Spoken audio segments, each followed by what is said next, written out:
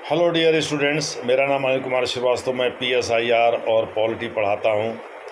मैं आपको बताना चाहता हूँ कि ये वीडियो आज मैं भारत और रूस के द्विपक्षीय संबंधों पर चर्चा करने के लिए बना रहा हूँ। अभी हाल ही में नरेंद्र मोदी रूस की पहली द्विपक्षीय विजिट पर थे, यात्रा पर थे। आपको बता दें वो तीसरी बार देश के प्रधानमंत्री बने हैं। भले ही कोalition सरकार चला रहे हैं, एब्सोल्यूट मेजॉरिटी तो नहीं मिली है उनको, लेकिन वो पहली द्विपक्षीय यात्रा थी। आपको बता दें सबसे पहले तो वो इटली गए थे, लेकिन वहाँ G20 समिट को अटेंड करने गए थे। द्विपक्षीय यात्रा के रूप में उन्होंने रूस को ही चुना। रूस हमारा परंपरागत मित्र है। आपको बताते चलें 1966 के बाद श्रीमती इंदिरा गांधी जब लियोनिद ब्रेजनेव, जो कि उस समय सोवियत रूस के महासचिव थे, उनके प्रभाव में आई, तो वो भी साम्यवादी और समाजवादी विचारधारा से ओतप्रोत थीं। और उनके समय में जब जवाहरलाल नेहरू विश्वविद्यालय 1969 में स्थापित हुआ तो वो वामपंथी विचारों का गढ़ भी बन गया, क्योंकि राम सुभग सिंह के नेतृत्व में एक बड़ा धड़ा कांग्रेस से अलग हो गया था और राम सुभग सिंह लोकसभा में पहले विरोधी दल के नेता भी हैं। तो ऐसे में इंदिरा गांधी की सरकार माइनॉरिटी में आ गई थी, लेकिन उसको वामपंथियों ने बचा लिया। इसीलिए वामपंथियों के प्रति उनका झुकाव भी रहा है, अच्छा खासा झुकाव रहा है। तो सोवियत रूस से एक्चुअली दोस्ती का श्रेय श्रीमती इंदिरा गांधी को ही जाता है, क्योंकि कोल्ड वार के दौरान सोवियत रूस के साथ श्रीमती इंदिरा गांधी ने पींगे बढ़ाना शुरू किया था और रूबल और रुपए में एक्सचेंज होता था, डॉलर को दरकिनार कर दिया था। आज भी वही होता है, खास करके कच्चे तेल के व्यापार में 16,500 पाबंदियाँ लगा रखा है नाटो देशों ने या पश्चिमी देशों ने, आप कह लीजिए। अधिकांश पश्चिमी देश तो नाटो के सदस्य हैं, उनकी संख्या 32 है। और देखिए संयोग देखिए कि एक तरफ मोदी मॉस्को में थे तो दूसरी तरफ अमेरिका में नाटो की बैठक चल रही थी और जो बाइडेन उसकी अध्यक्षता कर रहे थे, और सबकी निगाहें पुतिन और मोदी के द्विपक्षीय विजिट यानी बातचीत पर ही थी। और मोदी ने जैसे ही पुतिन को गले लगाया, वैसे ही व्लादिमीर ज़ेलेंस्की जो यूक्रेन के राष्ट्रपति हैं, उनका रिएक्शन आ गया। उन्होंने इसे ठीक नहीं माना और शंका के दृष्टि से देखा। तो मोटे तौर पर कहने का तात्पर्य ये है कि भारत और रूस के बीच मैत्री संबंध बहुत पुराना है। ठीक वैसे ही जैसे भारत और इजराइल के बीच, हालांकि भारत और इजराइल से भी पुराना संबंध है रूस का। 2011 में अमेरिका ने भले ही दावा किया कि वो भारत का सबसे बड़ा डिफेंस पार्टनर बन गया है, लेकिन सच्चाई यही है कि आज भी रूस भारत का सबसे बड़ा डिफेंस पार्टनर है। 70% जो इक्विपमेंट हैं, डिफेंस इक्विपमेंट, वो रूस से ही आयातित होते हैं आज भी। और अमेरिका दूसरे नंबर पर है। ये दूसरी बात है कि इजराइल भी अब तीसरे नंबर पर आ गया है, चूँकि 1999 में कारगिल युद्ध के दौरान बिना मांगे उसने वाजपेयी साहब को पाकिस्तान के विरुद्ध सैन्य सहायता उपलब्ध कराया था। तब से इजराइल डिफेंस कोऑपरेशन करता आ रहा है और वो आज की डेट में भारत का एक बहुत बड़ा डिफेंस पार्टनर बन गया है। तो हम आपको ये बताना चाहते हैं कि जिस प्रकार से रूस और भारत की मैत्री आगे बढ़ रही है, युद्ध के दौरान भी आगे बढ़ी है और अब भी आगे बढ़ रही है, उसको लेकर के पश्चिमी देशों में थोड़ी बहुत चिंता लाजमी भी है। लेकिन आपको हम बता दें, जिस प्रकार से मोदी ने समझौते के बाद व्लादिमीर पुतिन को शांति का संदेश दिया है और साफ साफ कहा है कि शांति की पहल युद्ध के मैदान से नहीं की जा सकती जहां तोप गोले बरस रहे हों। शांति की पहल शांति की जगह से ही की जा सकती है। इनडायरेक्टली ये संदेश था कि प्रेसिडेंट साहब प्रेसिडेंशियल हाउस से ही शांति की पहल करें और अपनी तरफ से करें और यूक्रेन के साथ शांति का रास्ता अख्तियार करें, बजाय युद्ध को लंबा खींचने के। एक्चुअली ऐसा माना जाता है कि यूक्रेन और रूस दोनों युद्ध को लंबा खींचना चाहते हैं, क्योंकि दोनों अपने देश में इसी के माध्यम से लोकप्रिय होना चाहते हैं।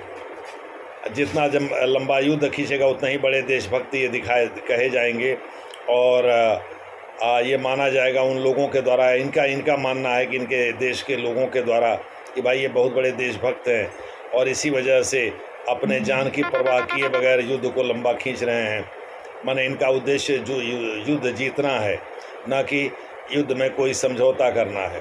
तो इस प्रकार से यूक्रेन तो बहुत पहले ही सरेंडर कर गया होता, लेकिन पश्चिमी देश विशेषकर नाटो के सदस्य देश अमेरिका के नेतृत्व में उसकी मदद कर रहे हैं। हालांकि हाल में न्यूज़ में रिपोर्ट आई कि अमेरिका ने अपना हाथ पीछे खींचना शुरू कर दिया है और यूक्रेन को जो सैन्य सहायता देता था उसमें कटौती करने लगा है। लेकिन अब सच्चाई क्या है, ये तो मीडिया रिपोर्ट्स पर आधारित हमने चीज़ें आपको बताई हैं, हम देखने तो जा नहीं रहे हैं। खैर जो भी है, रूस भारत का एक बहुत बड़ा रक्षा साझेदार है और ये 1967 से है। ब्रिटेन को हटा करके उसने ये तगमा हासिल किया है। एक्चुअली कॉलोनी यानी औपनिवेशिक ढांचे में, कॉलोनियल स्ट्रक्चर में ब्रिटेन बट नेचुरल था कि वो भारत का सबसे बड़ा रक्षा साझेदार हो, क्योंकि वही डिफेंस को मैनेज करता था और एक्सटर्नल अफेयर्स को मैनेज करता था। तो इस प्रकार से ब्रिटेन ही भारत का सबसे बड़ा रक्षा साझेदार बन गया और इस प्रकार से ये अवस्था 1966 तक चलती रही। एक्चुअली पंडित नेहरू की मृत्यु भले ही 1964 में हो गई, लेकिन लाल बहादुर शास्त्री भी उन्हीं के पद चिन्हों पर इसको आगे बढ़ाते रहे। श्रीमती इंदिरा गांधी जब आई सत्ता में और जब रामसुवक सिंह के नेतृत्व में एक बड़ा धड़ा कांग्रेस से अलग हो गया और लोकसभा में विरोधी दल के नेता भी रामसुवक सिंह ही पहले बने, विरोधी दल के नेता का दावा किया 1967 में, तो इसके बाद धीरे धीरे श्रीमती इंदिरा गांधी ने वामपंथियों के सहयोग से अपने सत्ता को संवारा, सजाया, अपनी सरकार को बचाया। इसी बीच वो लियोनिद ब्रेजनेव जो कि सोवियत रूस के महासचिव थे, उनके संपर्क में आई और धीरे धीरे समाजवादी और वामपंथी सोच उनकी होने लगी। उनको लगने लगा कि भाई ऐसा है कि ये जो समाजवादी सोच है या वामपंथी सोच है, यही भारत का मूल आधार है, भारतीय राजनीति का मूल आधार है और इसी के आधार पर हम सत्ता में बने रह सकते हैं। उसी के बाद उन्होंने कई चीज़ों का सामाजिकरण भी किया, यानी राष्ट्र के पास उसकी संपत्ति का अधिग्रहण कर लिया। खैर वो सब अलग की बातें हैं। मोटे तौर पर हम ये बताना चाहते हैं कि रूस के साथ नरेंद्र मोदी इसी परंपरा का निर्वाह कर रहे हैं और वो आज भी कहते हैं कि भाई मोस्ट ट्रस्टेड एलाई अगर कोई है, सबसे भरोसेमंद अगर कोई मित्र है वो रूस है। लेकिन व्लादिमीर पुतिन को जो उन्होंने कहा, ऐसा माना जाता है कि कोई भी वर्ल्ड लीडर इतनी हिम्मत नहीं कर सकता कि उनके सामने बैठकर उन्हीं को शांति का पाठ पढ़ाए और कहे कि भाई ऐसा है, ये समाधान जो युद्ध का है वो युद्ध से नहीं होगा, शांति से ही होगा और शांति की पहल युद्ध के मैदान से नहीं की जा सकती, उसे बाहर से ही करना होगा। मोटे तौर पर एक प्रकार से वो पुतिन को ये लेसन देने की कोशिश कर रहे थे कि भाई आप शांति की पहल करिए और यूक्रेन के साथ समझौता करके शांतिवादी बनिए। ठीक है, झूठ मूठ में युद्ध को खींचने की कोई ज़रूरत नहीं है। संभवतः इसी तरह का संदेश उन्होंने बेंजामिन नेतन्याहू जो कि इजराइल के प्रधानमंत्री हैं, जो इस समय हमास और हिजबुल्लाह के विरुद्ध युद्ध छेड़े हुए हैं, उनको भी दिया होगा। ये दोनों भारत के परंपरागत रक्षा साझेदार हैं। दुर्भाग्य से ये दोनों युद्धरत हैं। जाहिर है कि भारत कहा जा गया है कि भारत चाहता नहीं है कि ये युद्ध लंबा खींचे और अभी उसने फ़िलिस्तीन का समर्थन भी कर दिया था। चूँकि भारत की परंपरागत नीति रही है इजराइल के विरुद्ध संयुक्त राष्ट्र संघ में फ़िलिस्तीन के पक्ष में मतदान देना। नरेंद्र मोदी, एरियल शेरोन पहले इजरायली प्रधानमंत्री हैं जो 2003 में भारत की यात्रा पर आए। अभी हाल में नरेंद्र मोदी खुद गए थे बायलैटरल विजिट पर, पहले इजराइल गए, बाद में PLO के हेडक्वार्टर रामल्ला भी गए जो कि वेस्ट बैंक में स्थित है। उसके बाद से वो फ़िलिस्तीन यानी फ़िलिस्तीनी मुक्त क्षेत्र संगठन या PLO के एरिया में भी गए, वहाँ महमूद अब्बास से मिले जो गाज़ा पट्टी वगैरह पर जिनका शासन है। आपको हम बताते चलें, इस समय तो गाज़ा पट्टी में भयंकर युद्ध चल रहा है। वहाँ इजराइल की सेना ने माना जा रहा है कि वहाँ सब कुछ जो हमास का है, जो भी इस्टेब्लिशमेंट है और सिविलियन का जो भी इस्टेब्लिशमेंट है या जो घर है, जो हॉस्पिटल है, उन सबको तहस नहस कर रखा है। खैर वो अलग की चर्चा हो जाएगी उस पर फिर कभी चर्चा करेंगे बाद में। भाई बंद कर दो गेट, खांसी आ रही है। इसी समय सब्जी से छौंकने की क्या ज़रूरत थी?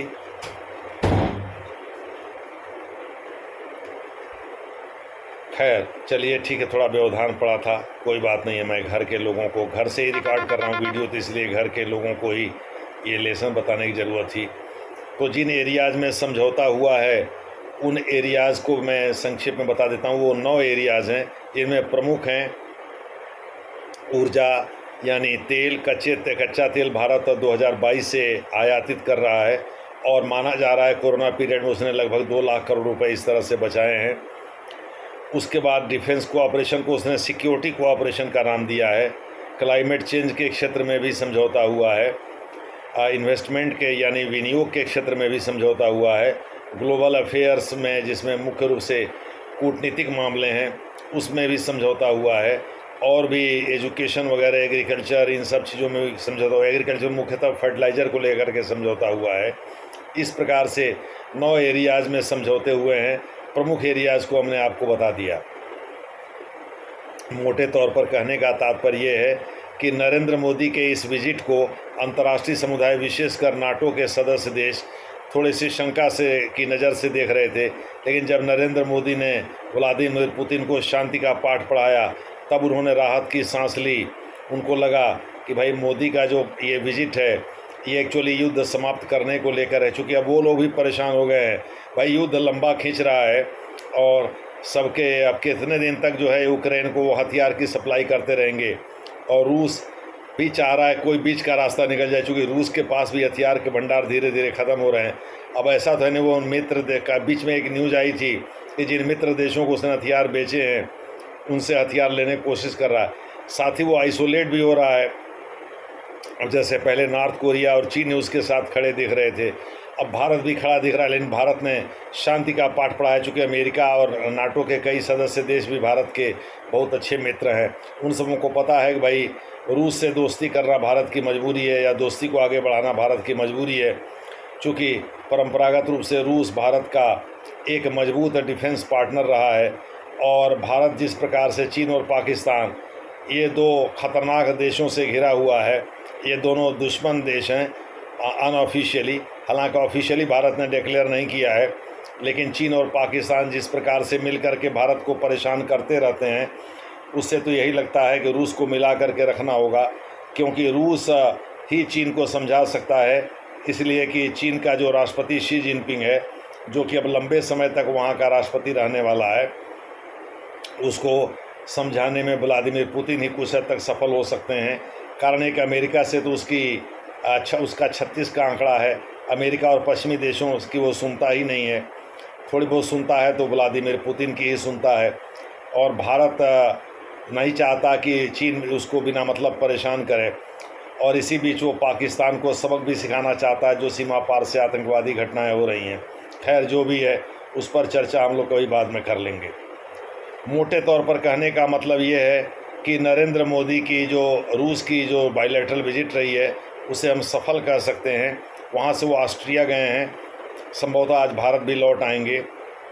ठीक है, तो इस प्रकार से मोटे तौर पर हम ये कह सकते हैं कि जो रूस मॉस्को की द्विपक्षीय विजिट हुई है नरेंद्र मोदी की, वो समझौता और सहयोग या इकोनॉमिक फोरम को अटेंड करने के अलावा ये जो शांति का पाठ उन्होंने पढ़ाया है व्लादिमीर पुतिन को, वह एक महत्वपूर्ण पहलू है इस पूरी विजिट का, और इस पर विचार किया जाना चाहिए। दूसरे शब्दों में, भारत की ओर से जो पहल की गई है शांति की, कहा तो यहाँ तक जाता है कि बीच में नरेंद्र मोदी के कहने पर वो यूक्रेन पर आणविक हमले करने वाले थे, आणविक हथियारों से, लेकिन उसमें भी वो रुक गए।